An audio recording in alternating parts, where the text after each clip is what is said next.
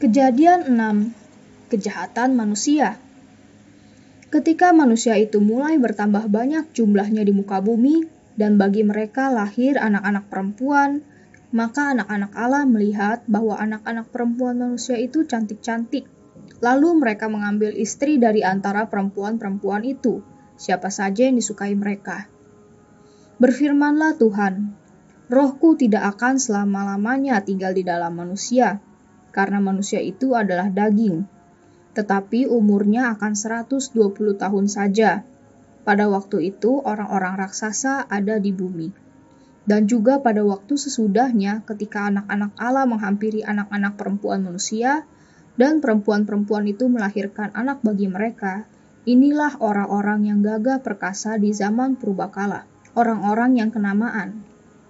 Ketika dilihat Tuhan bahwa kejahatan manusia besar di bumi dan segala kecenderungan hatinya selalu menimbulkan kejahatan semata-mata, maka menyesallah Tuhan bahwa Ia telah menjadikan manusia di bumi, dan hal itu memilukan hatinya.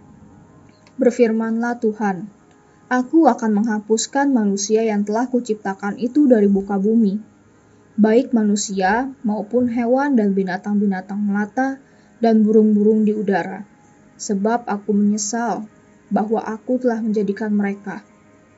Tetapi Nuh mendapat kasih karunia di mata Tuhan. Riwayat Nuh. Inilah riwayat Nuh. Nuh adalah seorang yang benar dan tidak bercela di antara orang-orang sezamannya. Dan Nuh itu hidup bergaul dengan Allah. Nuh memperanakan 3 orang laki-laki, Sem, Ham, dan Yafet. Adapun bumi itu telah rusak di hadapan Allah dan penuh dengan kekerasan. Allah menilik bumi itu dan sungguhlah rusak benar, sebab semua manusia menjalankan hidup yang rusak di bumi. Berfirmanlah Allah kepada Nuh, Aku telah memutuskan untuk mengakhiri hidup segala makhluk, sebab bumi telah penuh dengan kekerasan oleh mereka. Jadi aku akan memusnahkan mereka bersama-sama dengan bumi. Buatlah bagimu sebuah bahtera dari kayu gofir. Bahtera itu harus kau buat berpetak-petak, dan harus kau tutup dengan pakal dari luar dan dari dalam. Beginilah engkau harus membuat bahtera itu. 300 hasta panjangnya, 50 hasta lebarnya, dan 30 hasta tingginya.